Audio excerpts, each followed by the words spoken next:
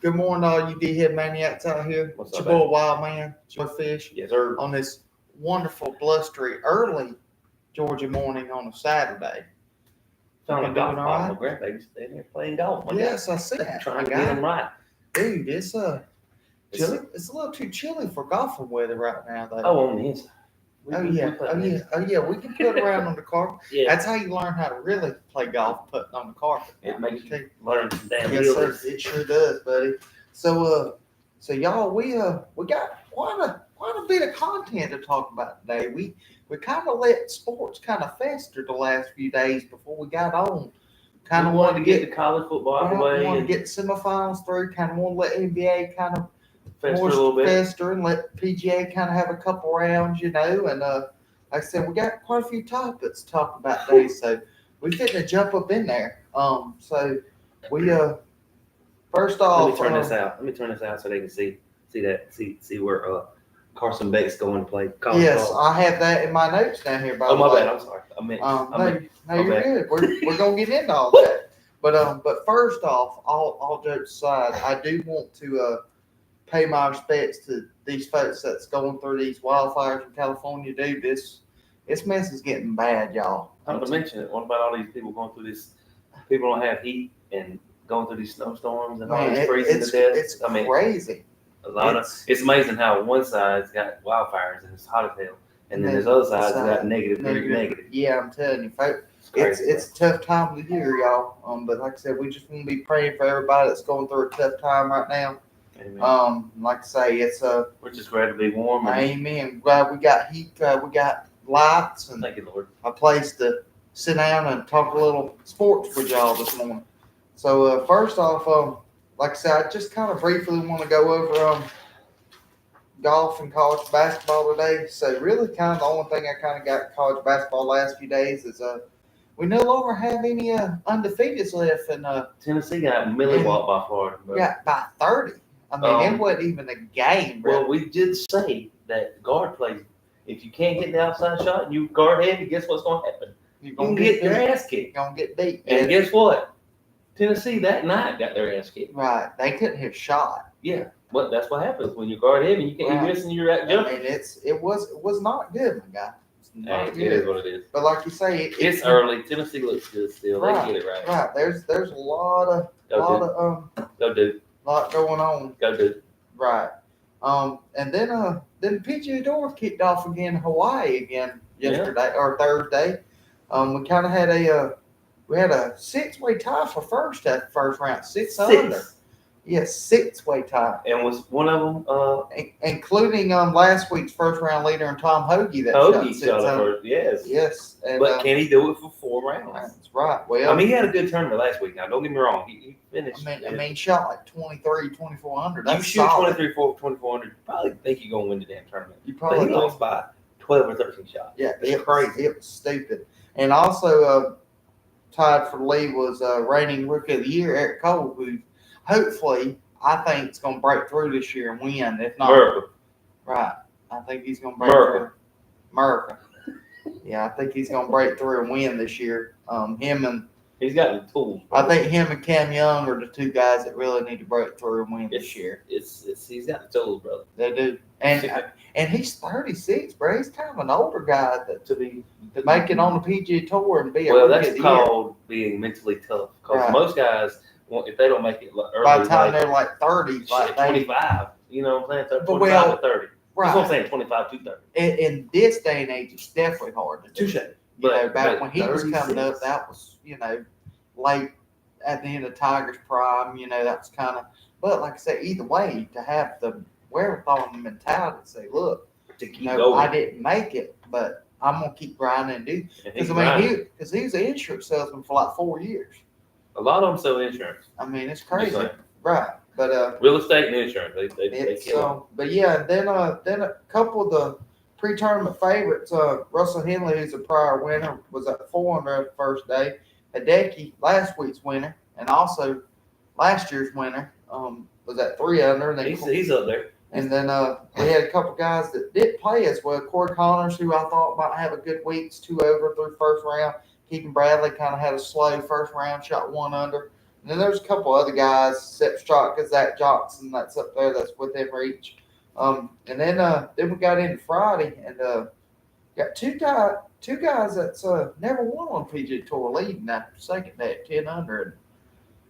Dean McCarthy, who's a really good quality putter when he gets his ball striking going. Drive for the show, putt for the dough. But if he can keep the ball in play and his irons come to play, he's gonna be tough to beat. He does have 2 runner-ups in his career on PGA Tour, and both of one was last year, one was in 2023. Then you got a young guy who averages 318 off the tee, and Patrick Fishburne. The guy can really get it out there.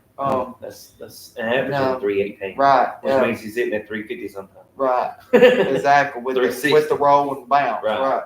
Now he's only got 2 top 5 finishes ever in his career, so he really hasn't been in the spot much. Probably because 100 in, he's kind of weak. They say his chipping, his scrambling is one of his worst. That's what I'm saying. 100 in. Right. Because that's where you can add a lot of strokes real quick. Add Sky Scheffler real quick. But like I said, neither has won. But you've got a couple guys that are tied for third, one back, including Eric Cole, who's right up there again. And then you got 2 unknown rookies that kind of popped on the map. Hirayata from Japan, and then Paul Peterson, who's a young American that grinded on the Latino tour for about 3 years, that broke through, got his card this year. So we'll see kind of where it's at. Then obviously you got a couple former Sony Open winners. That's you got Russell Henley, who's 3 back at 7 under. You got Zach Johnson, who's 2 back at 8 under, and then Hideki, last year's winner's 6 back. But in Hawaii, dude, you can get hot. You know what they say? Saturday is moving day. That's what they say. So you can go out there and shoot 7 or 8 under and be right there again, or even in the lead. Right. So, and like I say, now they're going low again this week. Do you think? I think they're going to get 20 plus again. I think the winners got to get 20 under or better to win this tournament. Seems that way. But the weekends in Hawaii always seem like the wind comes up. So we'll see. I'll be watching. I will be watching. Especially Sunday when I'm off. Absolutely. It's going to be very intriguing. That's kind of where we're at on the PGA Tour. And like I say, we'll discuss more of that on Monday. See who pulls it out, see who plays well. Now, Fishy, I think I'm ready to jump into the NBA, my guy. There was a couple big games Wednesday that especially Cleveland OKC. That was damn good went game. all the way down to probably about the last 2.5 minutes. Who was hit that big shot? Hanley? Not Hanley. Garland. Yes. Garland, big shot. Like you say, obviously the first half. If he plays like the all-star he is, Cleveland's going to be down. I'm telling you. I picked OKC. I did. Right. I said OKC. I had you pick Cleveland. I picked Cleveland at home, and I thought the home crowd would put them over the top. Like I say, that series, if it comes down to the finals, is going to be a very, very interesting. They got to get in their first quarter. But which is crazy was the first half stats were even. Both teams shot 49% from the field, and both teams went 6 for 17 from 3 in the first half. And it was 62-59. The only difference was Cleveland had 3 more made free throws than OKC. That's how even these teams are. Right. And then obviously Donovan Mitchell kind of struggled though. He kind of had an off night, but Garland picked him on nights that D. Mitch picked, I'm telling you, they may have 4 all-stars. They gonna have 2 for sure. They should have 3 in my opinion, but they may end up with 4 all-stars. This team is really. But the only thing about that is you're only getting 24 total. You only get 12, but if you go look at the front court, there's really only like 4 guys that are legit because you got a lot of injuries, you got a lot of guys that aren't having great years. They usually do. Usually do. We'll see. But you had like I said, Darius Garland stepped up big late. And then obviously Evan Mobley, Jared Allen had really good games. Did you know this, Fish? They're the first Cleveland teammates each had 20 points, 10 rebounds, and 5 assists in the same game since who? Just give trivia question for us. Since 2017, their first two teammates had 20 points, 10 rebounds, 5 assists. Can you name the two players? One is obvious. LeBron. One's obvious. The other one I actually kind of forgot he played for Cleveland for that half year.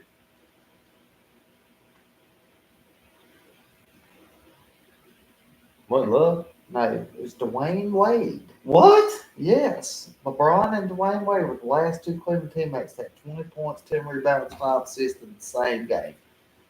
So, Damn, Dwayne Wade did play on that. yeah, because remember he right. signed with Chicago. Yeah. After Pat Riley didn't want to pay him, they had that big dispute. Yeah. And then they traded him at the deadline to Cleveland, and he played with LeBron on that. Basically, that last real finals run that Cleveland had for LeBron left. But yeah, so like I said, Cleveland. I did not remember. Cleveland. Well, it was a stat they put up on the board at the end of the game when Garland was doing his post game. Jared Allen was doing his post game. It come up. I was shocked. I was like, "Wow, D Wade." D Wade was that guy, my brother. Oh yeah. Flash was Flash for a reason. Mm-hmm. So He obviously, carried Cleveland. to another time. Yes. So obviously, Cleveland continued to roll. They got to they're on this 11. Well, if you add their game from last night, it's 12 straight Well, now. no, yeah. And OKC ended their 15-game win streak. And we're gonna get into their game yesterday, but they won again, brother. That's what they do, They're brother. just so good. And then obviously the other big TNT game was Spurs Bucks. You come down to Giannis, who's leading the league at 38.8 points per game, which is a career high for him. You know, he's never averaged more 30 points a game in a season. And he's averaging 38. 31.8. 32. 32. Yeah. Right. The most he ever averaged in a season was 28. The year he won the MVP, he only averaged 27. So, which is crazy to think. But you got to look at it. Middleton's not playing like well, and outstanding. they got Middleton coming off the bench. That's now. what I'm saying. I mean, which to me, that's a better spot for him. Except for the year they made the run to the championship, right. He was the man. I'm talking about this year. He was Batman that year. Yes, but what I'm saying this year. Yeah. That adds to their bench that gives them that scoring punch. And then obviously you have Wemby, who's leading the league in blocks, brother. 4.6 blocks per game. That is stupid. It's almost 5. There hasn't been a player since 2003 that has averaged 5 blocks per game. Another trivia question, Fish. Who do you think that was? Anthony Davis. 2003. Anthony Davis didn't come late till 2012. I'm just messing with you. No. 03. He was. I'll give you. This is your biggest hint. He was a 4-time Defensive Player of the Year. Stud for the Detroit Pistons. But anyway, so like I say, kind of get into it. Giannis and Wemby both had big first quarters. But went 12 for 24 from 3 in the first half, which is shooting the rock. If they can shoot like that from 3, they're gonna be dangerous. In a game, much less a half, they're gonna be good. They also had 4 guys in double digits in points in the first half. Brett Lopez led them with 17. He's a big X factor for them. When he's playing well, he's healthy.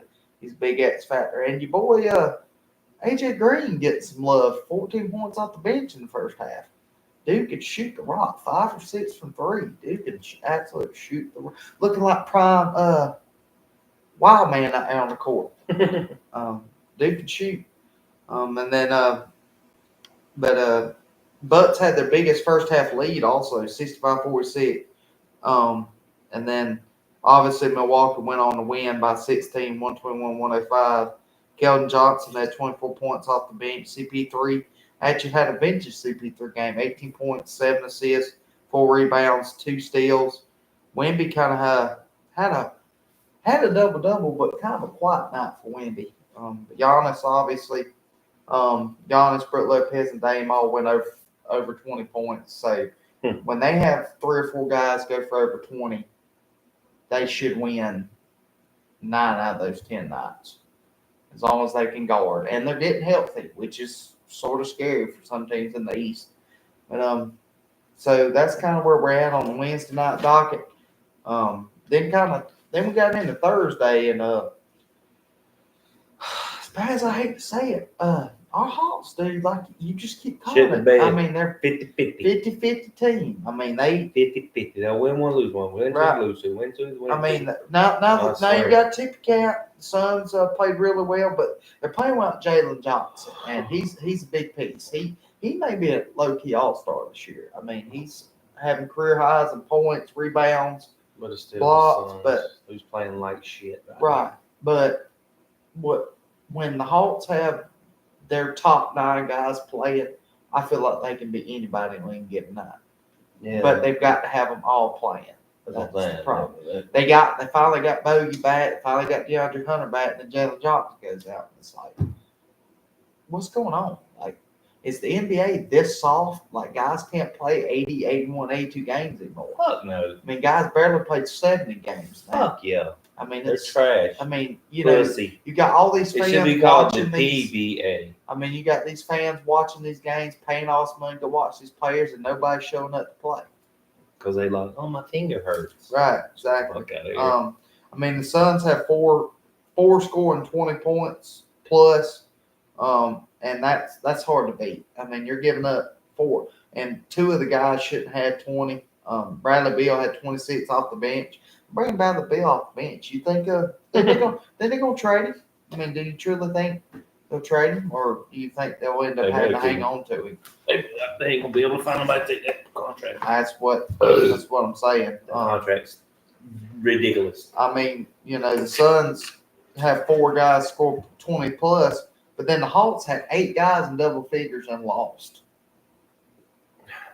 I don't mean, know how we it's lose. like- we find ways to lose. I mean, that's crazy. And then we'll find ways to win like we did 3 nights ago when we beat the Jazz. Utah. Yeah. Yeah, with that long Trae Young. 3 from Yeah, that court. 45 feet, 50 Yeah. feet. Yeah. Yeah. And if that game goes overtime, I can't. Utah beats us. I mean, probably get beat. Yeah. Like I said, that's So wait, the hell H is 3 to tie. right. Oh yeah, they did. And what's crazy is also another crazy stat is the Hawks made more threes and more free throws, but allowed the Suns to shoot 59% from the field. Mhm. So you give up 4 guys 20 plus, and you let the other teams 59% from the field. So I mean, you get 8 guys in double figures, you have more threes, more free throws, and still get beat. I don't understand the NBA, dude. 50-50. It's crazy. They should change it to Atlanta 50-50 Hawks. I'm telling you. Then obviously, you have the Cavs continue to roll, like I said a little while ago. 16 straight, beat the Raptors. Now the Raptors gave them a good game. It had to go to overtime. They won by 6. Garland, your boy Garland, went off for I love that guy. 40 piece. I love that guy. 40 piece. I would love to have him in the If Hawks. if Darius Garland would have been healthy last year, I think Cleveland makes a run last year, but he wasn't healthy. And if he can stay healthy this year, he's big. Well, a lot of folks think huge because brother. I love Darius. their backcourt's so what they call the smaller side, but that don't matter because Darius Garland plays on both sides of the court, and Donovan Mitchell is just that guy. He's a beast. Now, do you think D. Mitch is a Robin and he needs the Batman, or do you think he can be Batman? Donovan Mitchell? Yes. Oh yeah, he can be Batman. I think he can be Batman. But so Carlos Batman B. Right. Bro, he's a And fucking then monster. you got them 2 bigs. I love Darius. Then you got them 2 bigs. I fucking love him. Right. Like, I mean, they were looking at trading him in this past off stupid. season. And when they said that, it was like, look, Darius Garland. I'm like, you're fucking stupid. Please And- come to Atlanta. And now Please come to they're like, because I mean, Please come to Atlanta. Kenny Atkinson's a hell of a coach. Hell of a coach. Touche. Because I feel like they have run their course with JB Bickerstaff. Now, granted, he's doing a great job in Detroit. Detroit, right? But, With a young Detroit. Right. But Kenny Atkinson is, now granted, Kenny Atkinson coached with Mike Budenholzer, which is a championship coach. Coached with Steve Kerr with the Bucks. Right. He coached with Steve Kerr, which is won Damn 4 sure. titles. And You know, played and won a couple as a player. right. So I mean, he's a really good coach. So I mean, they're 32. They're only 73 win. Imagine if they go match Golden State 73-9 record. Imagine. I don't think they get to 73. I think they're going to win 60 to 65 for sure. 67, 66. Okay. Put State Dinner on Oh, right now. you don't want to do that part. You already owe me 7, bro. You I'll already owe me 7. I'll say 60 to 65. You go 66 to 70. Okay. Write down, book it. Remember this. It's locked. 60 to 65. You still owe me 1 from the World Series. I do, brother. I might have to take you out Sunday night. God, But then you had Golden State, who actually beat Detroit Thursday night. Ended up Pistons 5-game win streak. Cade had 32. Is he an all-star? He's averaging 30 points on a young. Now, granted, he's Batman. He has to be. Yeah. But I mean, is he an all-star? The guards are deep in the East. Like I was looking at yesterday. I mean, this was just off the hip. You have Garland, Mitchell. You've got, which they consider Jaylen Brown a forward, right or wrong. That's what they do. Then you got Dame. You got freaking Trey. You got Cade. You got LaMelo. And you got Jimmy Butler's not an all-star this year. You got Tyrese Halliburton. You got Tyrese Maxey. I mean, there's so many guards. It's going to be so hard to pick 5 guards in the East this year. Okay. So, I mean, we'll see. And then Curry didn't have a great night. 5 for 21, but had 17 points. But the bench come up huge. But they need to get Kuminga back. They're kind of reeling right now. They traded for Dennis Schroeder, and they're 3-7 since they made the trade. So it's not looking too good for them. They're not. They have the same record as the Hawks right now. They're 19-19, so they're a little 50-50 ball too. So.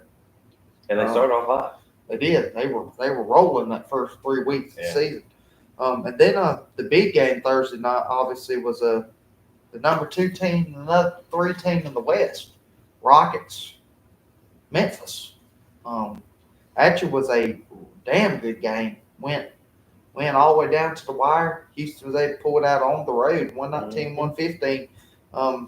Your boy Şengün had 32 and 14. And Jalen Green had him a really good night. 29 points, 6 for 9 from 3. Is Houston gonna get 2 All-Stars, or does Houston even get an All-Star? They better. Being number 2 in the West. Right. But it's a debate right now. It's either gonna be Jalen Green. But you got a lot of people gonna fucking vote for people that don't supposed to be there. Right, it's reputation. Yeah. Like Luka's been hurt, he shouldn't be there. Kyrie's been hurt, he shouldn't be there. But if they're backed by the All-Star break, then they get in. Right. Which, right or wrong, I don't think AD's played well enough to be All-Star. Fuck no. But reputation, he's gonna get in. Have you think LeBron's played enough to be an All-Star? Honestly, probably not. Exactly, but he'll be there. He'll be the number 1 vote getter. Right. I don't think Jaws played enough to be an All-Star. I think Jaren Jackson Jr. has played enough games to be an All-Star. That was something I was going to ask you. Ja had 27, 3 and 3, and then JJ had 20. But Ja get in because he's Ja. Right, had 22, 8, and 4. So, in a loss. So you get 21, 8, 4, and 3 blocks in a loss. It's like, dude, what else can you do? What do I have to do? Right. At home, and you lose by 4 to Houston. To us, young. They if they go trade for Jimmy Butler, go trade for Bradley Beal, go trade for. I'm saying if they go get a piece, if they go get a Batman, right? Well, I think or a veteran, right? Veteran, right? They got Fred VanVleet, they got Dylan Brooks, but I feel like they need one more piece. VanVleet ain't that guy. He's not a Batman or a Robin, in my opinion. Well, he did help Raptors win a title. Touche, but I didn't say he didn't. But I'm saying they're the veterans on the team is what I'm saying. Oh yeah. But they need. I feel like they need an all-star potential veteran. Touche. To get over the hump. Right. I mean, to get over but the the problem OKC. is, but the problem is who's really available besides Jimmy Butler and besides potentially Bradley Beal. Yeah, And they don't there's want really that not. I contract. mean, there's really not anybody else. But do you really want to play Bradley Beal? All that money come off the bench. No, Fuck. no. You'd have a what? Go back to a 20-year thing. We're talking about practice. What kind of Practice. What kind of coach brings a former MVP off the bench? What kind of coach brings a former All-Star off the bench? What kind of coach brings an former All-NBA player off the bench? You know, it's going to be now. Granted, Bradley Beal's took it in stride. You know, he's coming off the bench. He's not being a whiny butt. You know, he's not fussing about it. So, you as I say, you tip your cap to him because most guys wouldn't do that. So. And then we had a few games last night. Golden State lost again, my guy, to Andy. Dude, Andy's getting healthy. Tyrese Halliburton's finally back healthy. Miles Turner's back playing well. Pascal Siakam's playing well. Ben Matherin's come back from that awful injury he had last year, so they're playing well. They're on they've won 6 of 8. They've jumped all the way up to 5th in the East. Or 6th in the East, I'm sorry. And at one point they was 12. So they're coming around. They're starting to play a lot better. And then probably the hottest team in the NBA. How about your Kings last night? Beat the Celtics in Boston last night. Kings are hot, bro. In Boston. I mean, they're way they're back. 6 straight, 6 out of 7. They went from 14. They were tied for 14th in the West, and now granted it's 9th, but hey, you go from 13. You jumped 5 spots. You were 13 to 19. You were Right. 13 18 when you fired your coach. Their Chris takes over. They lose the first game, and then now they're 19-19. You know, the Chris might have got them guys believe. And the last 5 without De'Aaron Fox. So coaching's huge, man. It really is. I don't care what people say. Malik Monk in the start lineup has been big. He is hot right now. But they had to outscore the Celtics by 17 to win. So hey, you know they did it. Defending NBA champs Celtics on the road, yeah, and Boston in the Garden. In the Garden. Right. So I mean they had three guys 20 plus. JB had a good night. Tatum's kind of been in a shoot slump last 7 or 8 games. I get it. He's shooting too many threes. Boston shoots too many fucking threes. You're 6'9". Get to the freaking line. You know why he's not getting to the line? Because he can't fucking dribble worth the shit. Not really. I mean, he's borderline trash on one thing also, and he's about this fucking big.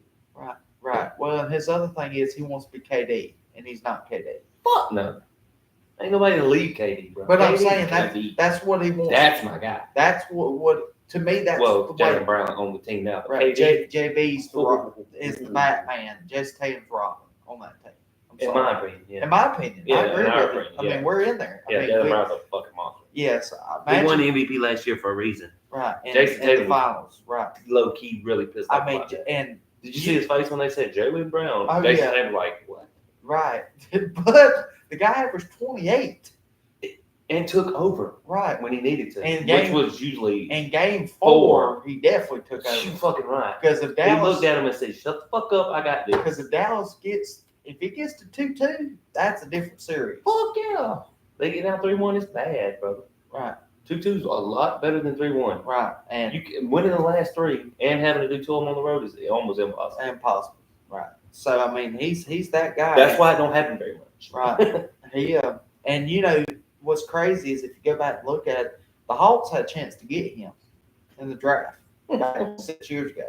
But you remember they made a stupid trade 2 years prior, and that pick that ended up being Jaylen Brown was a pick that they traded, and then the team they traded to went to Boston because of some protections and shit.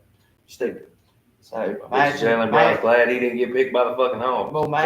Well, he did play. He was from Georgia. He was from Atlanta. But I'm just saying he's glad he didn't get picked. It would have been Jaylen Brown, Trae Young. I think that'd have been hell of a backcourt because JB can kind of cover a lot of what Trey Young doesn't do well on the defense, which is what Dyson Daniels is doing now. Yeah, but you go to the Hawks, your career dies pretty much, man. I mean, come on, think about it. Yes and no. I mean, you've had some good quality. I mean, Joe Johnson was a quality player. Josh Correct. Smith was a quality player. Correct. But you know what I'm saying. Al Horford ended up getting out and going to have a. Exactly. He got out and what he did. But he extended his career. Though. A lot of guys thought, I mean, Paul Millsap from Atlanta had a good career. So I mean, but you know what I'm saying. I feel you, but what I'm saying is good career. But when you think of all-time greats, you don't think of Paul Millsap or Josh Smith. You think of Dominic Wilkins. Yeah, but he still didn't get what's Kevin Willis. Okay. Dikembe Mutombo. I mean, to me, Joe Johnson probably has to be in the top 5. Has to be. And your 6-time All-Star, he scored 14,000 points. Has to be. I mean, regardless of what you think of ISO, it is what it is. But we paid him $85 trillion and then traded him to the next season for nothing. For not a damn thing. I mean, you got 5 role players. And what was so bad about it that year? You had all kind of free agents that year we signed with that big ass contract. Maury Stoudemire was one. LeBron, Chris Bosh, like, D-Wade. What the fuck are you doing? Let's give this man $500 billion, and then oh yeah, by the way, you suck next year. Let's get rid of. Why not go get 3 quality players? But what the Hawks do? That's why we're 50-50. We're not getting into that. But we gotta be a little damn right, and then OKC bounced back in a big way.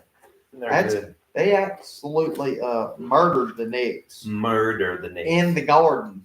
In Madison Square Garden. I mean, the Knicks they're weird, man. Well, their start 5 is so good, but they don't have a bench. Who's on that team that makes it trash?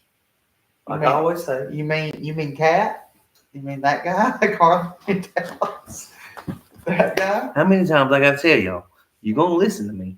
One day you're going to listen. Cat is a team destroyer. Yeah, but George Randall's not that guy either. Sorry. He probably was on that good? Team. Was they good when he was with the Knicks? Did they make a legitimate run or anything? Yep. No, because he's a team. But he's not telling you the whole story. A lot of that had to do with Jalen Brunson. Brunson's not that guy either. But that had a lot. Because if you go look at those 3 years before Jalen Brunson got there, Julius Randle never got out the first round. True, because he's not that guy. That's my point. But you're making out like Randle's better than Anthony Towns. No, I didn't say nothing about Randle. Cat where was he at before? Minnesota. And what did they do? They did make a conference finals run. Now a lot of that was on the back of that guy, Ant-Man. There you go. That's my guy. If this guy is a JB fan, Jaylen Brown is my guy. So is my boy Steven. He wants to go see him. Ant play. Oh, dude, Ant-Man is. See what Hunky did last night? When Ant-Man puts his head on his head and stays out of his feelings, he's probably the top 5 best players in the league. His thing is between the ears. Mental.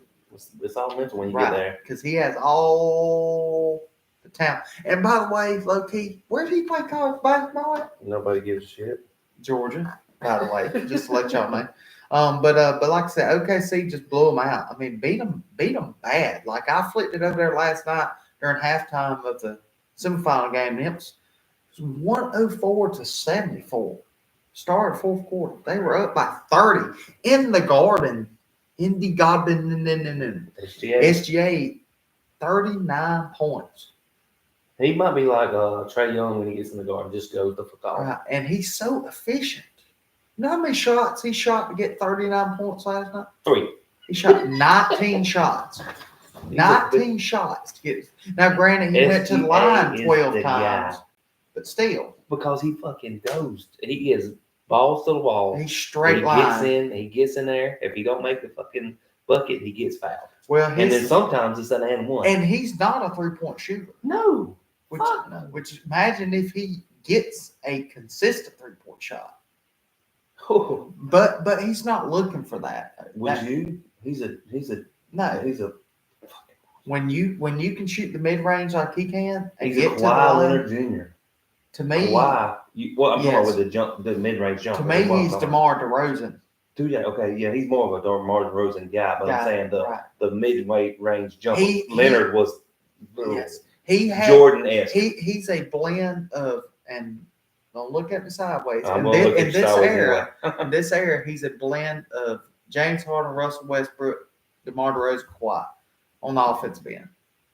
Goes to the freaking line, gets fouled. That's what I said. He pulls up from 15 and knocks it in your fucking grill. Yeah. You know. Or he keeps going and gets fouled. Right. And then your boy Isaiah Joe, 8 from 11 from 3 off the bench. Had him a nice, cool 31 points off the bench. You get 31 off the bench from anybody, you're going to win the game. I mean, 8 for 11 from 3, that's shooting rock. I don't care what you say. Fuck yeah. And then that's 72%. I know, that's crazy. Fucking crazy. That's stupid. But then the late game last night, your boy Joker had him another triple dub. Just like clockwork. 35 points, triple double, just like clockwork. 35. He always does that, though. 35. Yeah, but it 35, 12, and 15. 15 assists. The man can pass through a fucking brick wall. Right. He can pass. If a window is this big, he makes it look this fucking big. He's great. He's the best player in the league, but SGA is playing MVP. He's had the best year. Yes. Right. Exactly. But if you start a franchise, who would you pick if you had got to pick one of the other? SGA or Joker. I guess it would come down to what do I need more? No. You start the franchise. First player you pick. Are we talking about if you start if you drafted them when they got drafted at their age? Who you picking? Exactly. You don't have to do goddamn close. Because SGA and Joker weren't. I mean, SGA went 12. Joker went like 20. Yeah, but so nobody thought Joker was going to be Joker either. Right. I mean, they had Yusuf Nurkic. They thought he was going to be that guy, and he ended up not being that guy. They traded the right guy. Just to let y'all know, Denver did the right for once, and Denver's franchise they did fucking balling. right. And your boy Westbrook also had him a triple double in this game too against the Nets. 25, 11, and 10. He's gonna fuck Denver eventually. Watch what I tell you. I know. He will. I'm not gonna say nothing on that because I don't want it to happen because I want Denver to make another run. I like Joker, but I don't like Westbrook, and he will fuck them in the playoffs. I get it, and like I say, he'll find a way to fuck them. He's calling that. I'm calling it. Russell Westbrook I'm leaving that alone. He is Cat Senior. I'm leaving that alone. He's Cat Senior. He knows how to fuck his hands. Right, I'm leaving that alone. So that's kind of where we're at in the NBA landscape. I guess I did have one quick question for you though, Fish, about the NBA. Where's my note? It's on this other page. Oh, right here. Yeah. So right now, the top of the stands on each side, you got Cavs, Celtics, Knicks, and then you got OKC, Rockets, Grizz. If you was picking conference, East Conference Finals, West Conference Finals, if you had to put money on it, do you think in the East and in the West, those top three things, two of those teams gonna represent each conference? I think Houston's a no to me. They're young. They'll find a way to lose it. But I think the East is going to come between Cleveland and Boston. Touche. Unless the Bucks can get healthy and get right. But I still think Cleveland and if the Nets can get somebody to help off the bench. I don't think they're going to be able to beat Boston or Cleveland. I get it. I think Magic, low key to me, is the underrated team. If they get Franz and Paolo back, they have a chance. And then in the West, you gotta go OKC right now with the way they're playing. Right. And the only reason I picked Cleveland is because Garland's a fucking. He's just a monster. Yeah. And then, but shout out Darius Garland, you are a monster, my guy. I love you. You are great. I wish you had a Hawks jersey. But the Rockets, no, I think they'll find a way. Do you think Memphis can get there? If Ja's healthy, obviously. Yeah, but then you got Denver can get hot, but Russell will find a way to fuck them. Right. And then I you mean, also got Golden got- State that can fucking sneak in. You got the Mavs, you got the Lakers, you got Mavericks can get Timberwolves, healthy. got the Kings, got the Clippers. So, I mean, The West West is deep. is loaded. It's Like deep. If somebody could get all healthy in the West, I still think look at the even if Mavs they- last year. Right. They made that run last right year. because they all got good. They gelled Right. good. Denver was finally healthy 2 years ago and went and won the title. Now, granted, they played an 8th seed Miami team that nobody expected to get there, but it wasn't their fault. Right. They play, did. you play. They did what they did in the West to get Right. there. Simple, You know, I fucking mean, great Boston West just come up short against Miami that year. Take 'em. But Boston broke through last year and won it. So, you know, I was just curious. I just had a curiosity about that. That, you know, if you thought that those top two teams might make a difference. But I'm like you. I'm going Boston, Cleveland, and I think it's going to be OKC, and then pick whoever you want. I mean, it could go.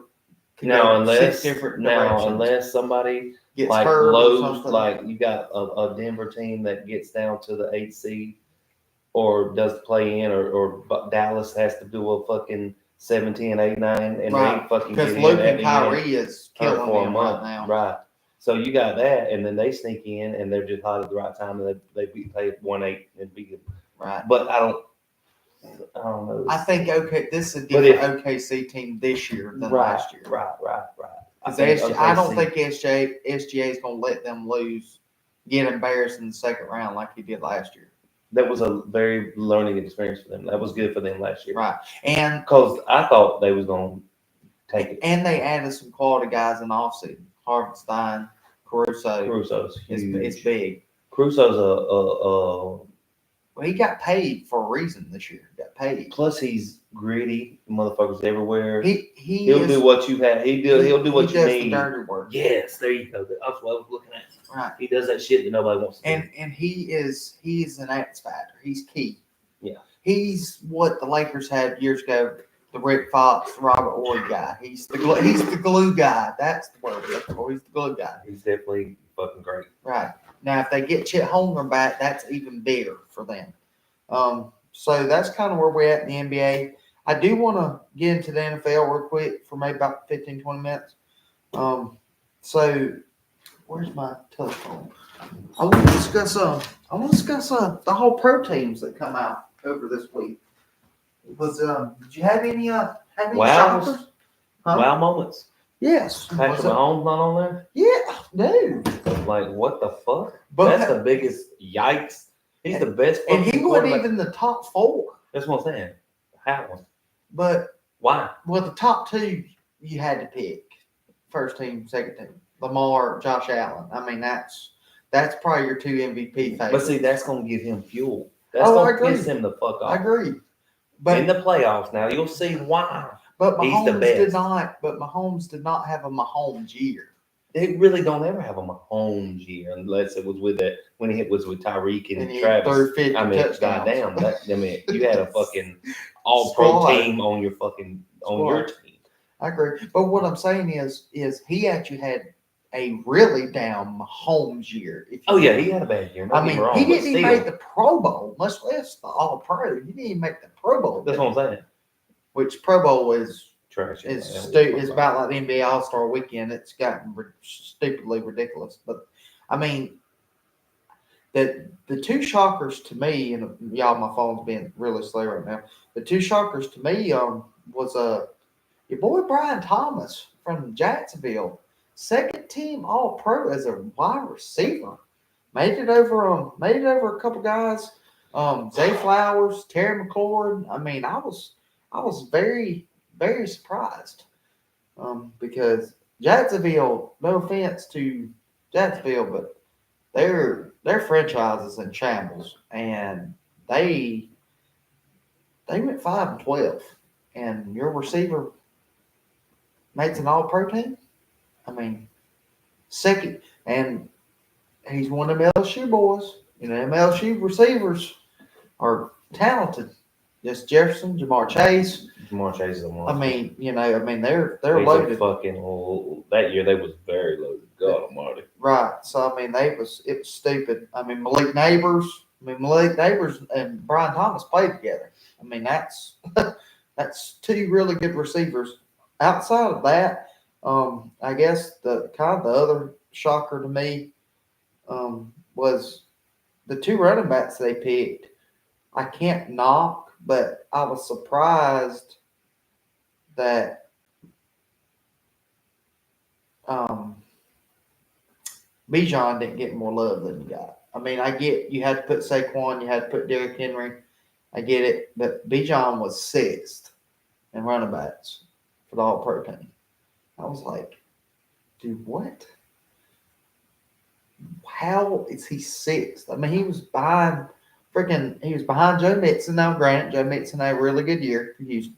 Granted, probably put them on his back for about a 4-week stretch middle of the season because they were beat up. And Nico lost Stephon Diggs, and then lost Tank Dell later on in the year. But I was just shocked that he was sixth in All-Pro standings. I was like, how? And then, and like I said, first team, I mean, you really couldn't fuss about receivers or tight end because Brock Bowers is just a monster. He's a robot, y'all. He's just a robot. I mean, he's different. And Travis Kelce did not make the All-Pro team. He didn't make the Pro Bowl either, by the way. So, I mean, KC's Fuel to the fire. I agree. Fuel to the fire. I agree. You're going to see why Kansas City is Kansas City. You're right. And then, and if not, hey, it'd be the first fucking time. Because the motherfuckers, the only time they ain't been is when Cincinnati locked up. Right. And then I think the year Tom Brady beat them in the Super Bowl.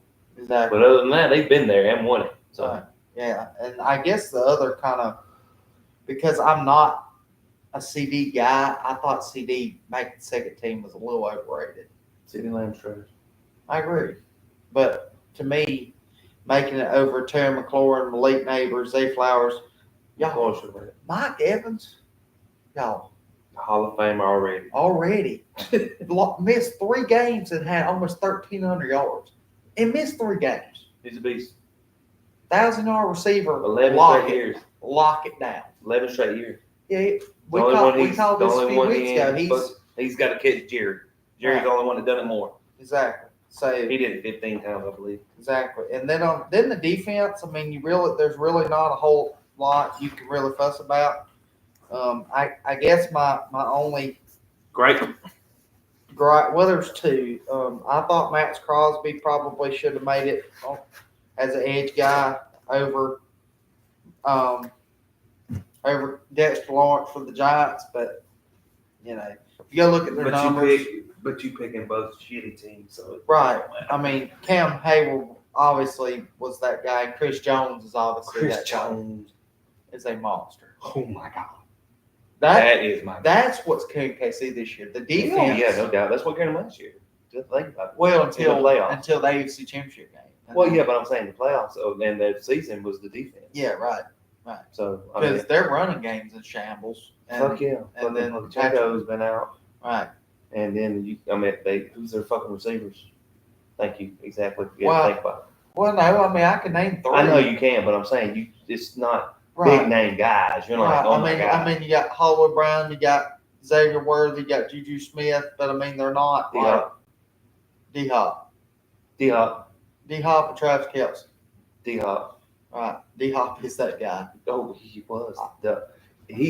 He was the number 1 receiver in the NFL to me. 5 years ago. 4 years ago, 5 years ago, yeah. Oh, absolutely. Oh, my God. At his peak in Houston. If they would have had any kind of quarterback play. Yes, if they had C.J. Stroud then. Oh, my God. Just fucking go deep, baby. Yes. Just go fucking deep. Full of Randy Moss, Tom Brady. He's going to throw it to him. He's going to throw it to him 6 times down the sideline. Motherfucker. Fly route. Yes. 6 times a game, he's going to throw that 30-yard down. Go. Right. And just throw your goddamn hand up like Randy Moss. Right. Right when you leave the line. Throw it up. Motherfucker. Snatch it. Throw it up. Right. Moss that bitch. But outside that, like I said, I guess I love D-Hop. Oh my God, watching him play is just fucking beautiful. Right, and he does it so nonchalant. That's what I'm saying. He's just like smooth. It's just natural. Fuck yeah, he's just an athlete. He's a smooth operator. When he was born, God touched that baby and said, "You're gonna be an NFL receiver one day." That, and he was like Pro Bowl. Yes. Oh yes, no doubt. He's like, "You're gonna be in the NFL one day." Right. That quick, just as a wide receiver. Now, I guess the only other gripe about the All Pro is they've come up with an All Pro Head Coach award. What the flipping fudge nuggets is a All Pro Head Coach award? How can you be a pro? I get being a coach for the Pro Bowl. I get that. But how can you have an award? They're just fucking trying to make shit up now so people will be interested. That we'll have something to talk about. And so guys can get more paid. And so we can have something to talk about. Right. So, because I mean, who was it, my guy? Kevin O'Connell, which was first team guy. Hey, Minnesota had a great year. Yeah. But and I'm still not sold on Donald. And then Dan Campbell was the second team guy. And the Lions had an even better year. Yeah, I think Dan Campbell probably should have gotten one, but it's whatever. Well, he got second team. Yeah, he should have one. He probably should have been first. And then the two guys that were third and fourth probably had just as good a gripe, and Dan Quinn, who got a Commanders team that was good. Now, granted, my guy, again, Jaden Daniels, is that guy. You know, said he was the best quarterback. 12-5 for a reason. Now, Dan Quinn had that effect when he left Seattle and come to Atlanta for those first 2 years. They were really good, and then we don't want to talk about shit in bed Super Bowl. Don't want to talk about it. It never was the same. And then obviously Andy Reid. I mean, the Chiefs are just the Chiefs. They're just going to do what they do. They do it all the time. They've been doing it a while now. So unfortunately, right, bastards. Yeah. So that's kind of where we're at in All Pro team. Fuck the Chiefs. And then low key, I do want to real quick. I'm gonna scan through these. I'm gonna let y'all know. NFL starts today, y'all. Playoffs, wild card weekend. What time do they start? We got a 4:30 and an 8:00 game today. Nobody's getting no sleep today. No, bitch. sir. No rest for the weary, as they say. My shit! I left my mother. Shit! I gotta go get my mother. Okay. Well, here in a little bit, you can run and go get what you gotta go get. It. Wait. So, so I'm gonna scan through my picks again. I know we went through that earlier in the week, but I'm gonna scan through them. So 4:30 game, ESPN, ABC, Chargers, Texans. Chargers. I'm going Chargers 27-20. I think Texans make a little closer game because it's they're at hurt home. Though. They're banged up. Now, if Texans were fully loaded, they'd be shit out the Chargers. I'd probably pick Houston. Yes. At home. Yes. Now, granted, Jim Harbaugh has the fit on the Chargers. Think crazy things happen. We'll see. And then the 8:00 game, if Pittsburgh was not on a 4-game bender right now, if they were playing like they were 6 weeks ago, this game would be a lot closer. But I think this could probably be a blowout. Oh, Baltimore now? Yes. Oh, yeah. No doubt. I got 35-17 Baltimore at home. That's not bad. I mean, I think it's going to probably be and they might not get 17. May not. But I think they probably score 10 of that in the fourth quarter when the game's over. That's why I say. Oh, okay. Late touchdown bullshit. Right. Okay. Right. Yeah. So, and then this Sunday, we got probably the hardest game for me to choose. 1 p.m. game, CBS, Bills, Broncos. No. My heart, as y'all know from my TikToks, I'm a Denver Broncos fan through and through. And I'm not a bandwagoner. Denver Broncos fan since I was like 4 years old. Like I had a hat that my dad bought me for Easter one year when I was like 6 that I still have, y'all. So I am Don't fit that melon though, does it? Not really. But I still have it. Yeah, so my heart tells me to pick Denver, but I'm picking who I had in the preseason to come out of the AFC, finally break through and get by the Ravens, the Chiefs, and the Bills. I think Denver keeps it close till the fourth quarter. I'm going on 24-14. Bills. I think Denver keeps it a lot close. I think that defense. I mean, they had 4 Pro Bowlers on defense for a reason, and also 3 All-Pro guys. If you can get a couple turns, right, you might win. And Bo Nix has played really well all year. Fuck yeah, he's the second best rookie this year. That's better. That's a good debate. That's what we might need to debate. Who's better? Brock Bowers. Quarterbacks, baby. Oh. because J.J. McCarthy was hurt. Caleb Williams just a crybaby. I mean, it would probably go Jaden. Yeah, probably would go both. There you go. I thought you just meant rookie, period. No. Because that's a fucking debate. Marvin Harrison, Brock Bowers, Jay Daniels. Marvin Harrison is that fucking guy. That's what I'm saying. That's one we probably have to sit here and talk about for 45 minutes. I mean, He's so good. And put in the comments, hey, y'all comment, let us know who y'all got for Rookie of the Year, by the way. And we'll discuss that Monday if we get some comments in here. And then the 4:30 game. Oh, who you going? Going Bills, Broncos? I mean, obviously going Bills. You think it's going to be a blowout? Bills. Think so?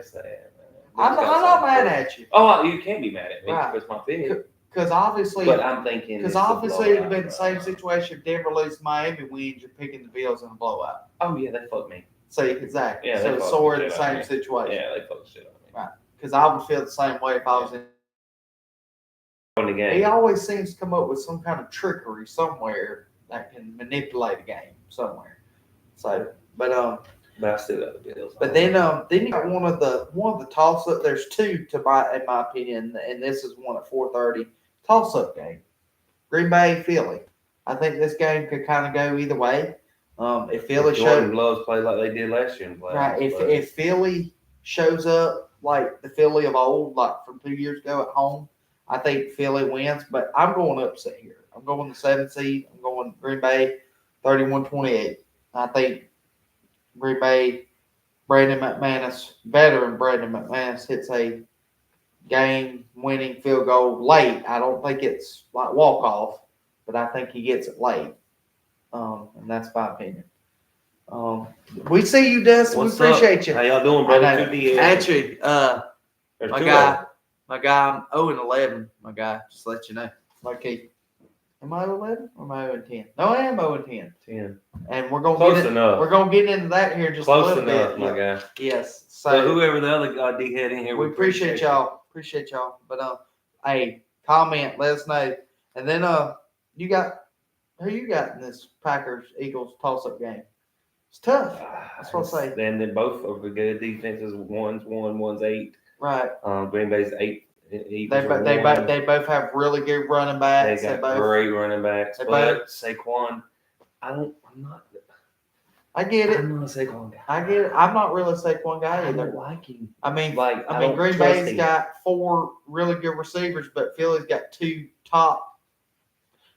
one top probably 5, and then the AJ. 2 guys a top 15 receiver. Devontae. Right. Yeah, they're both very effective. But I mean, Green Bay's is deeper, obviously. Yeah, they got more. You got Dobbs, you got Reed, you got Kraft. So they got more down weapons, the line, but overall, big time weapons you got. Right, it's Philly. Right, but Jalen Hurts is not that guy. No, fuck no, he's not that guy. And he's got a concussion, coming off a concussion. Right. Yeah, they said he passed protocol yesterday, but yeah, but you going into the playoffs, you're gonna fucking say that. Right. And they're gonna who's their backup? Nobody. Exactly. They don't have a fucking backup. I mean, they're gonna pop as much medication in him as they can to get him to play. And I don't know if you've ever had a concussion. They're fucking it sucks. Coming back from it. You can't stand the light. You gotta get in a dark fucking room. Right. For days, if it's a major concussion. And you can't turn your head too far when we can't look up, can't look down, can't do nothing. It's I don't know if you've ever had it. It's bad. I had a concussion one time in my life, and I'll tell you what. I had one when I fucking forklift. Mm-hmm. I pushed the brake, and that bitch locked up, and it threw me into the fucking ceiling, bro. Mm-hmm. My boss was standing there. He said, if I wasn't standing here, I wouldn't have believed it. Right. But that bitch locked up, threw the fucking motor up into the seat. It just locked, like the whole everything just shut down. That's crazy. Shut, and it threw me into the top. Boom, into the metal. That's bananas. Hurts for weeks. Amen, bro. To months. Right. Amen. I agree. 100%. And then not only that, you got 11 guys on the other side of the field trying to fucking murder you, right. And then you got to think about defenses. Where you throwing the ball you had to check down checks. I mean, goddamn, son. To me, this might be. It's bad enough to fucking walk and talk, much less fucking do all this with a concussion. Exactly. This might be a 30 rushing attempt game for Saquon. Yes, but do you trust Saquon to get it done for you in the playoffs? With that Packer defense. Obviously, I don't, because I'm picking up. Touche. You know, so. But Yeah, that was a hard one for me to pick. See, to me, that was one of the two toss-ups. And I don't think it's 31-28. I think it's 21-20, 17-14. I think it's high score more than you think. And then hush. And then the 8 o'clock game. Obviously, it's Commanders over Bucks. I got the Bucks and the upset. You got the Bucks and the upset, really? Well, actually, they're favored by 3. Yes, ma'am. So I'll call back now. they're favored by 3. Actually, the Bucks are. Right. They are. But I'm riding with Jaden Daniels. I'm riding that's with. your guy. I'm riding with the rookie. Even though like I went on the rant the other day, Baker y'all has had a career year. He's had 43 touchdowns. Baker is that guy, but and then Commanders Bucks. He says 35-24. I don't think the Commanders beat them by 11. I don't think Commanders win at all. I think the Bucks win. And then Monday we got the Rams and the Vikings. Do I know what? What? My boy picks the Rams with the upset, 24-17. I can kind of agree, but I think the Vikings find a way at home. Matthew Stafford ain't that guy. He's not that guy. He'll find a way to fuck it up. So I got the Vikings actually. Sam Darnold's not that guy to me, so I got the Vikings probably losing the next week. But I don't know. I think they get it done.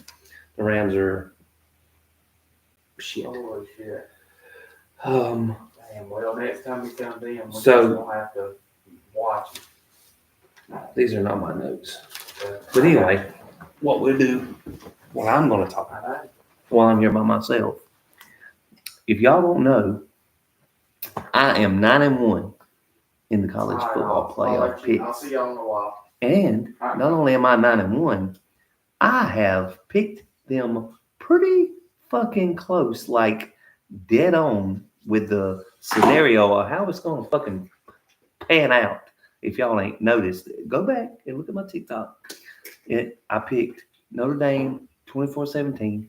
Sorry, y'all. Was a little bit more of an offensive juggernaut than I thought it in the first quarter or the first half. And then I picked Ohio State to win by 14 or 21. I said that late touchdown they would win by 42-14. 21 is what I said. But that was a defensive struggle at the first of the game. It was like total fucking opposite than what I thought. But I did say that Quinn Ewers, they would get down and would throw a late pick to seal the deal. And who was going to pick it? Mr. Down. Did you see what he said when he picked that ball and run to the end zone? It wasn't a pick, by the way, my guy. It was straight. Was it? No, the last pick was a pick by him. Yeah, but that wasn't what sealed the game. Oh, no. I said that was it sealed the game and he got down. It was over. They did 3 downs. Oh, well, yeah. Yeah, I'm talking about that. I got you. But the strip sack. The strip sack fumble. Yeah. Iced it. No, why no? Well, no, they still had a chance to go downfield and score and then get the ball back. Yeah, and maybe do something. But there wasn't no time left, though. Yeah, but you still, what did he do? Throw it across the middle. Right. A terrible throw. Thank you, Quinn Ewers. By the way, yes. And anyway, but don't be downplaying my picks, my guy. I got you. Just because you're we're 0-10. We're finna to get into this. But not only that, did you see what the man said? Caleb, when he went down there and he took his helmet off, looked in the camera. Did you see what he said? Or was you already asleep because you knew it was fucking over? No, I was on my way home at that point. Oh, okay. Because I went to Bud's house and watched. He went to a. Yes. Yes. But anyway, he said, "Hallelujah, thank you, Jesus." Twice. Not only that, did you see what he done when your boy strip sack fumble returned it to the Jack Sawyer? Yeah, what Jack Sawyer. Did you see what Caleb did in the end zone? Did you see it? You ain't seen it? He put his hands up, right, and was watching him run, didn't move, got down above his knees and pointed up and said, "It's on you." Thank you, Lord. Thank you, Lord. Right. To me, I respect guys that do it all the time, not just when they're doing their little first up. I like to give all the praise to the Lord and all that bullshit they be doing when they get the awards and all that shit afterwards. That's because all that's just for the show. Right. This man done it twice. Right. Go look at the fucking highlights. The man seen the strap. The guy, he thought the guy was breaking in the end zone, so he turns his back and runs with the wide receiver. He turns around. Oh boy, Sawyer hits him. He puts his hands up. He's like pointing, and all of a sudden he gets down on both knees and points up. Thanks the Lord. Yeah, that's crazy. And then he did the pick and ran all the way down to the fucking end zone. Yes, Fishy, we're fitting to get into this right now. You don't need to get into this. This might be a situation. I might be pulling a Stephen A. Smith. I might get my feelings here in a minute. And you are gonna get your feelings because Stephen A. Smith does it too. Yes, and he's a straight hoe too. This might be a part of the show where you might take a lead a little bit in this because you're getting them wrong. I need to take a lead because I'm right. No, because my guy, like you say, is y'all. I need a win in the worst of ways. Worst of ways. 0-10. Yikes. But before we actually get into these two games, there's a couple great games actually. Yes, fantastic. I want to kind of throw a couple things in there. Your boy Duke Carter, Penn State linebacker's going in the draft. My question is, My question is he a top 10 pick? Fuck yeah, he better be. You want a defensive person, you get him. Is he Michael Parsons liked? Fuck yeah, he's a beast. He was a disruptive motherfucker. Disruptive. I agree. But he just. The question is, where does he go? And obviously, whoever's probably drafting him needs him, obviously. But it's going to be interesting. Top 10 picks, where he goes, and then, like you said a little bit ago, Carson Beck, former Dog, goes in transfer portal and decides to go to the U, my guy, the U.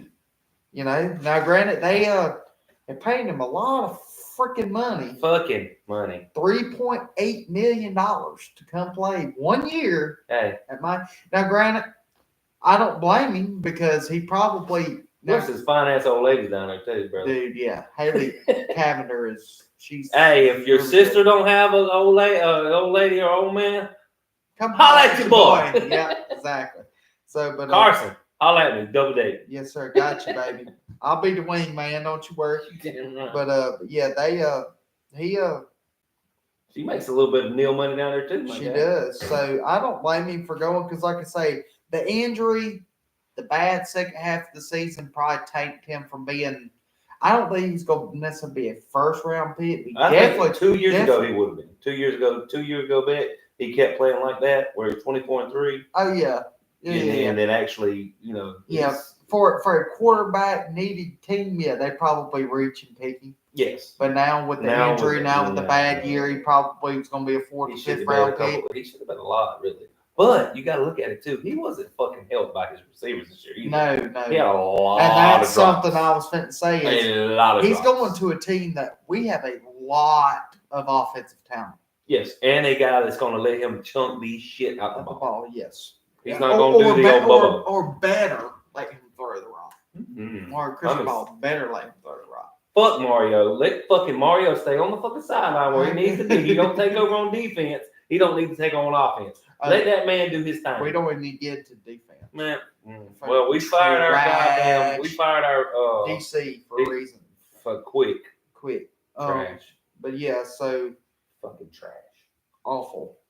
So that's kind of where we're at on that. And then one other thing I just want to jump into real quick in college football is, can Bill Belichick do this record? Can he do this? He do this thing for North Carolina? Can he recruit? Can he get these guys in this transfer portal? You think you don't think he would go? You don't think he would go to play for Bill Belichick to get to the NFL, and he knows how to get you there and get you right? If they offer me enough money, yes. But just okay. But he did go to listen to me. This to me. In this scenario, okay, you got Bill Belichick, coach of North Carolina, offers you same thing Carson Beck got, $3.8 million to get to North Carolina. Or you've got Dan Lanning at Oregon offering you $2.8 million to go play at Oregon. You going where the money's at? You going to North Carolina. Yeah. Why won't you make another extra million? Who's to say you're gonna make the bros? Well, who's to say? Would you rather have a chance to go win a national title, or you got a bunch of stat chasers? Go empty stats in North Carolina. Yep, you got a bunch of stat chasers now. Right. So that you're one of those. That's kind of where. I'm a stat guy. I know you're a stat chaser. Like Saquon Barkley should have went for the rushing record. No matter what you think, he should have went and tried to break it. My opinion. But anyway, so. Then what if they get their ass kicked today or tomorrow? You really should have went and went. That's my point. It could end up being a moot point. It should have went and broke the fucking record. But anyway, so I guess let's get into this first semifinal game. Notre Dame, Penn State. Y'all, this was a fantastic game. Went all the way down to the wire. Had to have a late field goal by your boy Jeter. 4-year starter, by the way, Penn State. By the way, low key. 4-year starter at Penn State. Oh, the kicker. Oh yeah, Jeter. I mean, ends up kicking it. Now, granted, Aller threw his second pick of the game at the worst time. And then your boy fucking said, "Oh, I trust Aller. He'll make good decisions this James time." Franklin. He's not my guy. No, not James Franklin, the announcer, whoever the fuck it was, not Herb Street, but the other one. He was like, "Oh yeah, you trust him. He'll get you down the field." Yeah. And then he shit the bed 2 times. Now he was under duress. He was under duress. Yeah, but you don't throw it across the field back. Well, you don't throw it across the field in the middle of the field. Touche. Where the linebackers, safety, you don't in the double coverage. I don't understand what he saw. It is what it is. Your boy Riley Leonard for Notre Dame didn't have a great game. He did have 223 yards passing, which was very unexpected. Right. Because at the first of the game, they was like, he only threw for 90 yards against Georgia. Right. But he ended up throwing for 230. Which won the game. But he had 2 interceptions. But he did have 35 rushing yards with a big rushing touchdown. Huge. Big, because it was looking like Penn State was flipping that game. Yeah, and that fucking touchdown run, Love made. Yes, he fucking broke 17 tackles. Dude, yes. To get there. Yes, he got hit on the 3, the 2, and the fucking 1. And you got to tip the cap too. But so did Singleton too. That run exactly. He made. But the young guy that come in when Leonard went out with the potential concussion protocol. That young boy slung it for them 2 drives. 2 drives, yeah. I mean, went 6 for 7, 49 yards in relief of potential be a national title winning quarterback. I mean, tip the cap. Yeah, he did. Yeah. I ain't mad at it. No, so and then obviously Jordan Love 45 yards for a tutty.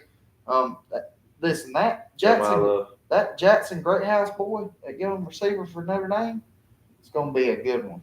He should be. And he's a freshman. Baby. He's a freshman. He's a baby. 105 yards and a tutty. Yeah, he can come up big. Big. And then Price had 13 yards. I thought he was Jadavion Price. I thought he was going to be a bigger. I thought he was going to be 1A, 1B with Love, but he didn't have a great game. Then also another freshman. They have 2 freshmen. That Williams boy, 5 or 6 for 66 yards. Imagine if they get a quarterback. Or imagine if they let the Angela boy, Angeli, ever how they pronounce his last name. Imagine if they let him play next year and you got Grayhouse and Williams to play. And he's slaying like he did. Right. I mean. Yep, the rich keep richer. They do. So, like I said, this team's really young. Outside Leonard, I mean, they've got so many guys, sophomores.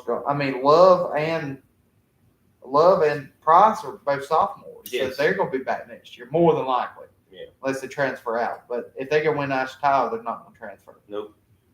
And where they come their first game next year?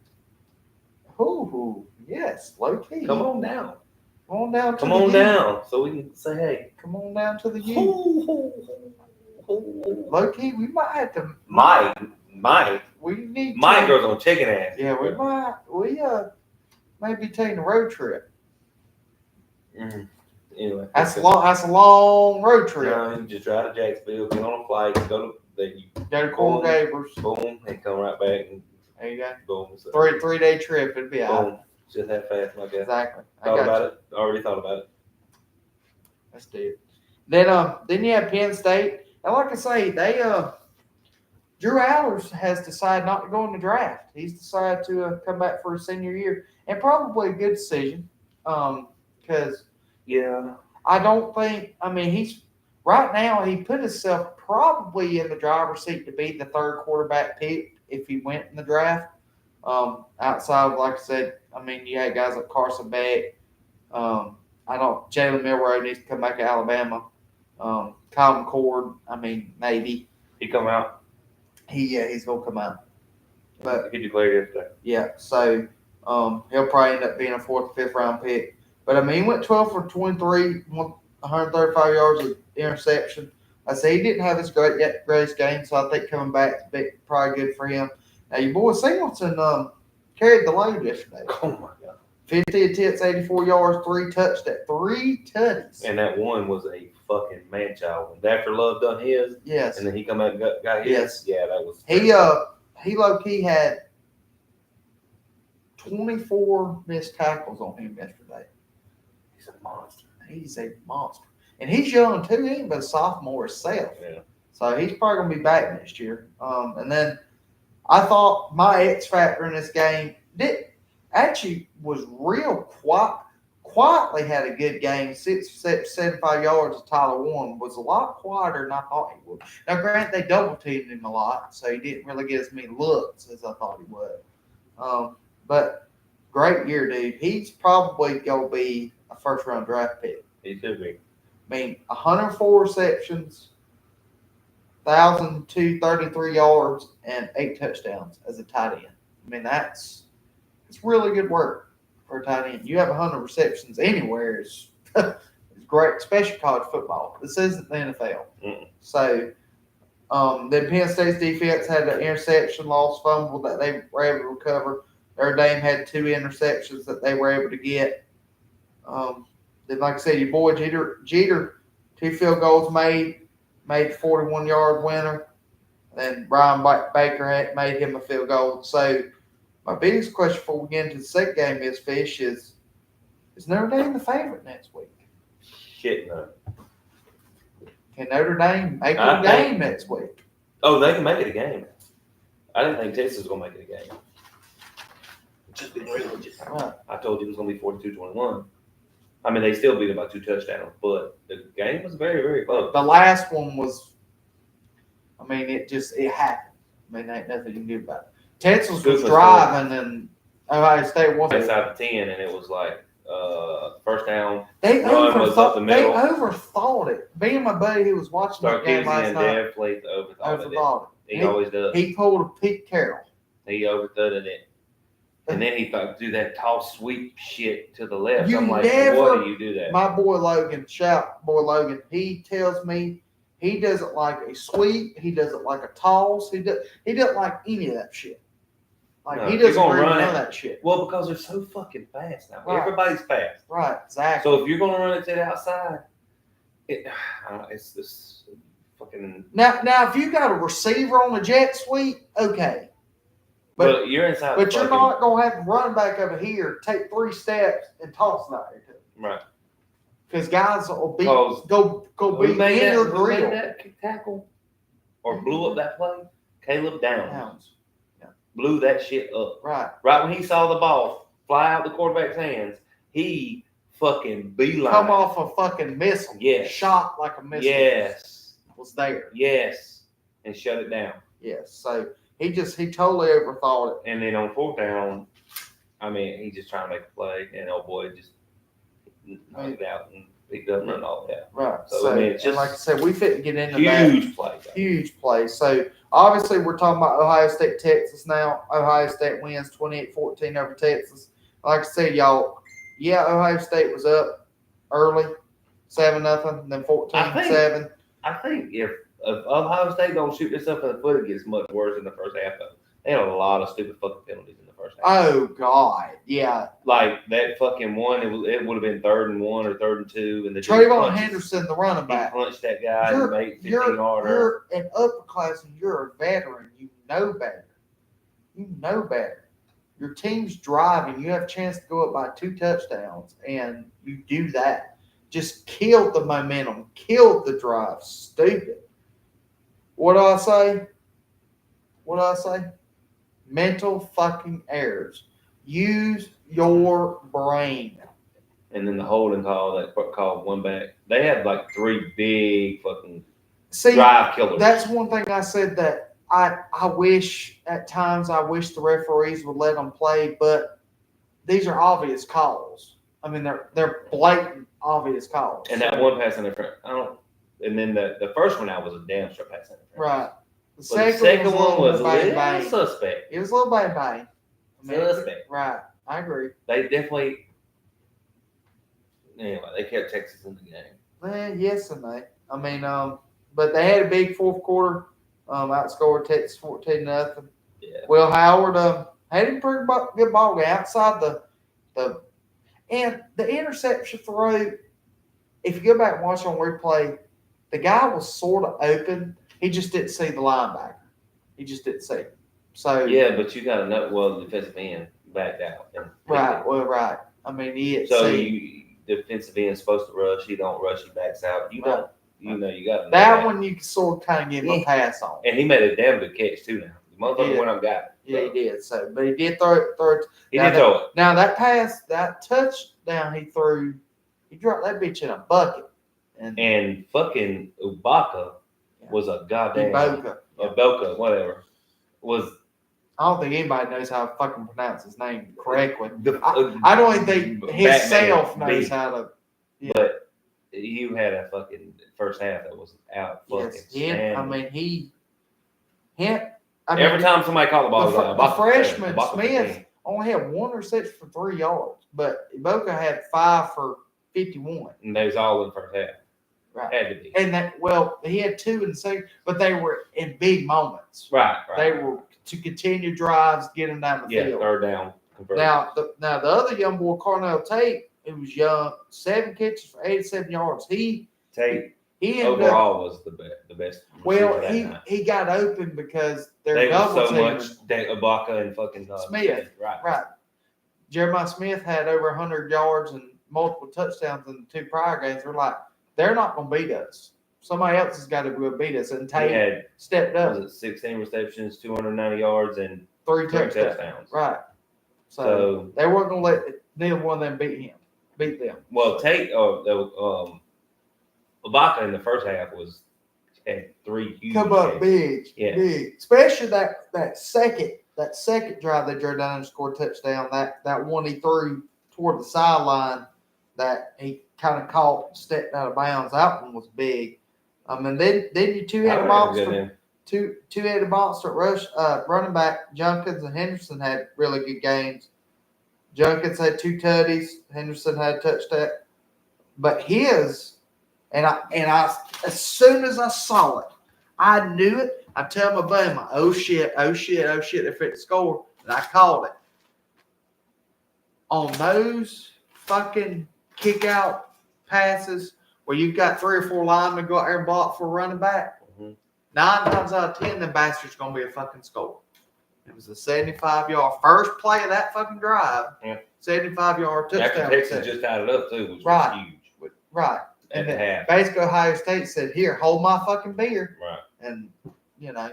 Yeah, whenever he was backing up, I'm like, that was a screen pass. That's pretty smart. And then all of a sudden, there was nobody out there. Nobody. They all got called inside. Yeah. Like I said, them two. They let the line just go. Right. And then he just backed up to the 10 and just floated it over to him. It was a good call. Right. I mean, you have a running back screen. Texas is coming. Right. They got, Texas is like, well, we got to get in there and get on his ass. Right. And they just had a lapse of judgment. Just let they'll run a back screen. Ain't nothing you can do.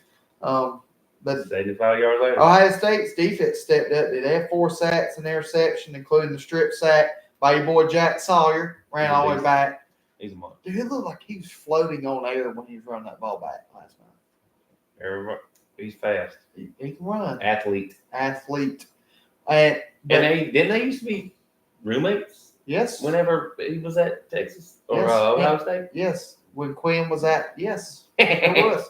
That I had that down here in my notes as well. Oh, did you? And you didn't even My guy. You didn't even look at my notes, and you My did. bad. Look, hey, low key, I ain't mad at you. But like I say, yes. But what got me was real quick before I get into the Texas stuff is there was a player. It's happening in the Georgia game. Dusty, sorry if you're in here. I see you. Probably fitting to upset you a little bit. Remember how Georgia had the big play to Smith and the referee ran into the boy on the sideline? Mm-hmm. It's made out of a big deal. Well, if you go back and watch that play, the referee ran into an Ohio State player that was celebrating before he was halfway down the field, and they didn't call anything. They flagged, and the referee literally ran into him and tripped, and nothing was called. So, if you're going to be consistent in college football, you need to make the same call. Now, granted, who's to say they would turn the ball over? Who's to say they wouldn't run the clock out? But that should have come all the way back. And I saw it live. I saw this shit live. I'm like, he just ran that fucking referee over. Or the referee ran into him. No flag, no nothing. Game over. I'm like, gonna be fucking consistent in college football. You're gonna make the same call, and that call was early. That was in like the first quarter. They made that call. This is game changing, game ice. 28-14. This 21-14 probably around 4 or 5 minutes left, 3 minutes, whatever it was, 4 minutes left, and they don't call it. Baffling. But anyway, I have my little rant. But like I say, Can I have some rant now? yes. Why do Georgia fans always bring it back to Georgia? What happened to I'm us? not saying. What happened to me? I'm not saying Georgia. I'm just You're saying. not the only one, believe me. But what I'm getting, You're not the I'm only one, getting my on guy. the referees for this. I'm getting on the college football for this because if you're going to call it in one game, even if it would have been no different if it happened to Boise State, been no different if it happened to Indiana. I'm just saying, if you're going to call it in one game, when it probably, because that killed Georgia on that drive, by the way. They didn't end up not scoring. But what I'm saying is, right, but it should have been a touchdown. But anyway, what I'm saying is, you've got to be consistent. There's no consistency in And the it's a semifinal game. There's all that money involved. And as bad as I even hate to even say this and be a conspiracy theorist, it's Ohio State fucking bias. Oh my God. Ohio State bias. Kurt Herbstreit, by the way. Fuck Kurt Herbstreit. Are you watching the replay? Yes. Where's the rest? You could see it when you watched it live, but literally a referee ran into Ohio State player, by the way. But anyway, so. Oh, he's crying. But anyway, so obviously Texas had a really good game. Their defense was able to step up. Quinn Ewers, 283 yards, 2 touchdowns, interception. The rushing had only had 58 yards total rushing. I thought rushing game was going to show up a little bit better than that, and it did not. Quinn kind of had to do it all on his back, and when it mattered. Well, Ohio State was fucking. When it mattered. I think the guy he ran into was a player that was on the field. Well, they said he was on the sideline. That's what they said. After the game is what they said. Well, actually they said it after the play was over and they done kicked the PAT. It was announced that happened. Oh, So when I went and watched it, I thought it was a player. He didn't have his helmet on. So that's no. But anyway, it doesn't matter. It didn't show. It's irrelevant at this point. Very. But like I say, Jaden Blue had a really good game as a running back, 2 touchdowns, 59 yards. That Wisner boy for Texas is going to be really good next year. He stepped up for Quinn when he needed to. He threw a couple passes out there. He made some plays. By the way, rushing yards in Texas? only 58. It's no bueno, as they say. Not good. Ohio State's defense was solid. It's solid. Now let me ask you something. Was that little pass to Wisner, was that the best catch of the game, by the way? When Quinn threw it out there and looked like nobody was freaking out there. So he just went and around. Wisner just kind of come out of nowhere and was like, "Give me the ball." Like, I got you. Yeah. I mean, it was probably the best catch of the game. And then their defense had an interception, 2 sacks. But obviously, Quinn getting strip sacked at the end of the game, trying to make a play. Huge. You don't blame him. And how often we talk about this, can you believe there was no field goals in this game? None. No attempts, no nothing. Right. This was straight. Either you scored or defense Or stopped punted. you. Or turnover. 4th and down and go. Or They turnover. went on the 4th down. Right. There's no. I think that was huge, the first drive. Texas is driving. Like, Yeah. pretty fucking After good. Ohio State had scored. Because Ohio very first State- drive, the very of first drive of the game. Right. Had that go for it on 4th and 2. And At midfield. No, it was on like 32. No, it was close to midfield. It was like 40, 45. Because they were talking about it because it was going to be like a 53-yard attempt. Yeah, but old boys got the leg to get it there. I get it. You can get 3 points. I think what they was Or punt it. because me and my buddy were talking about it. Or you punt it. And We're Ohio probably State thinking, well, we're thinking like Steve Sarkisian is you've got to score touchdowns in this game. But not on the first drive. You don't put it. But- you don't put your team in that. But you're rolling though. Your offense is going down the field. So But then you punt it, pin them deep. You trust your defense to get a 3 and out, and Right. you get the ball back first down in the same spot. right. I mean, I get it. I mean, 3. But if you it's to me, it's risk reward. If you miss the PAT, they're gonna get it right there. Or if you miss field goal attempt, they're gonna get it right there anyways. No, that's what I'm saying. You Even punt if it. Stop. You punt them deep, get them in the side of 10 or 15. Right. You stop them, they punt it right back to you, and you get it in the same spot. You got first down. Right. See what I'm saying? I didn't understand why he went for it right there on the very first drive. Right. But that, like I said, that's why we're doing lives on YouTube and we're not $5-6 million coaches staying on the sideline for college football, because we evidently aren't as intelligent. Yeah, it was as on the these guys 36. are. Well, anyway, it was close to midfield. I mean, it was like a 53. Yeah, it's 53 yards. So. Yeah, but what I'm saying is, I get it. I don't blame Steve for going for it.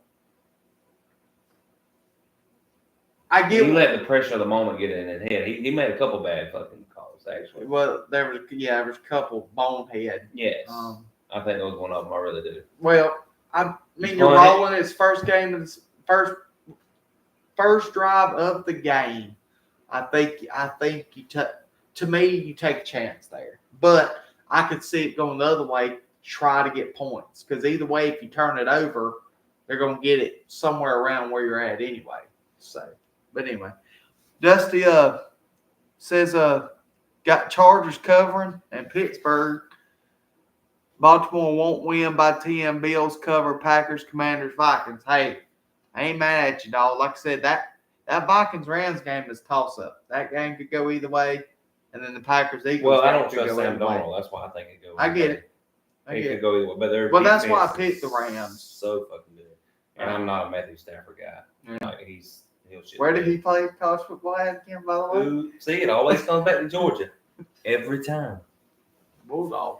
Every time it comes back to Georgia. Let me show you how to pick them wild, man. Hey, He needs some help. I need some help because it's not looking His good. shit ain't good right now. And well, you know what? I'm making a early call, and I might flip this pick 3 times between now Well, don't make a 10 pick then. and 10 days from now. Don't make a pick then. The reason I'm making this pick is I'm not picking my head, y'all. I'm picking my heart.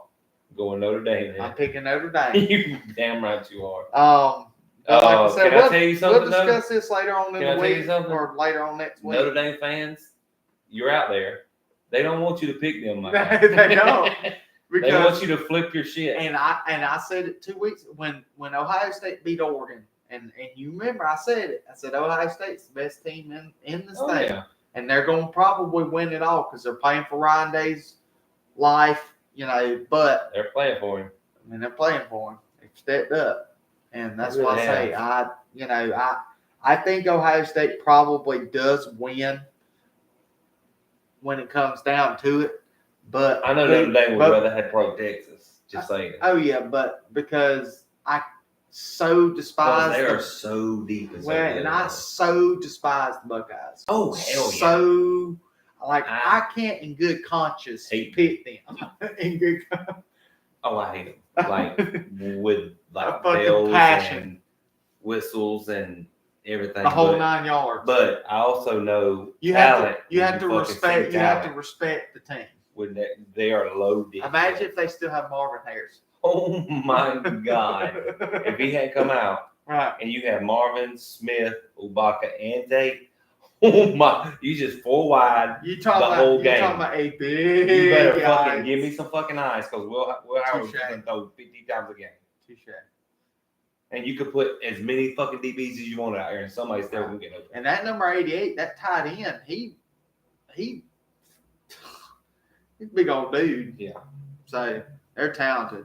And I mean, yeah. So I hate to admit it, they're fucking great. Right. So like I said, I definitely didn't want early right now. I'm leaning Notre Dame, but like I said, I'll probably flip this 3 times between now and the 20th. Well, I'm not gonna pick because I don't have to. There's no sense. I'm so fucking.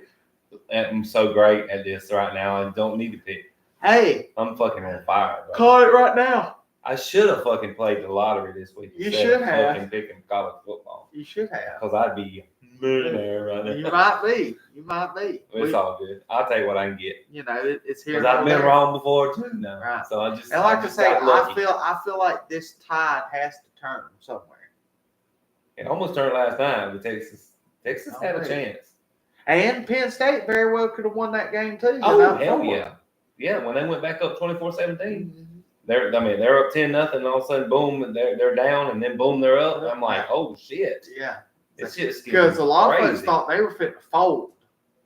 When they went down 17-10. I thought it was over. Right. But then they 24-17. I'm like, it was almost like hold my beer. Yeah. And then Notre Dame said, hold my motherfucking beer back. Right, exactly. So that's what I say. Those two picks were a lot better picks than probably some of my other 6 picks I had. Touche. 8 picks. Well, the first week was stupid. I mean, you picked $400. You can't, in good conscience, you can't do that probably. Now, granted, I thought Clemson was rolling. I thought they had a chance.